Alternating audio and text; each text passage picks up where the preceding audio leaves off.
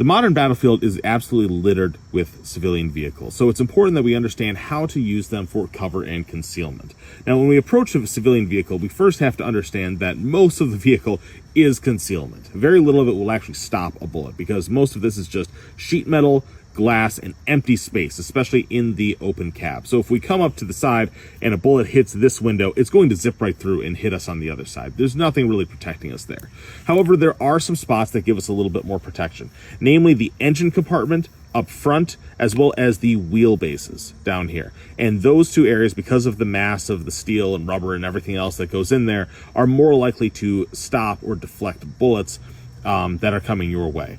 The windows are going to be less resistant, and the trunk is probably, depending on how full it is going to be less able to stop rounds. Also, keep in mind that there's a gap underneath the vehicle, so rounds hitting the asphalt have a tendency to skip underneath, like we've talked about before, and shred your ankles. So the best place to be if you're coming up to a vehicle is that front engine compartment wheel well area. Second best place is the trunk and the other wheel well. If we're coming up on it long ways, using the engine block as cover, it works pretty well actually, because any rounds coming in would be there, but you're more likely to be observed from flank. So, that may not be great either.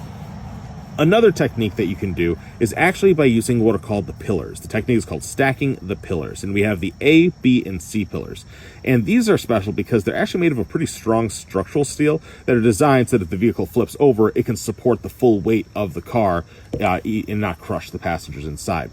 So if you come up to a vehicle, you can stack these pillars to provide a little bit of cover so that, if you come up here, a bullet between the structural rigidity and the space between the pillars, you can stack the A pillars and the bullet is less likely to hit you. You can also stack the B or the C pillars and get a little protection there. You can also stack them diagonally. So if you come over here, you can have a little bit more protection from the A to the C pillar and have a little bit of protection that way.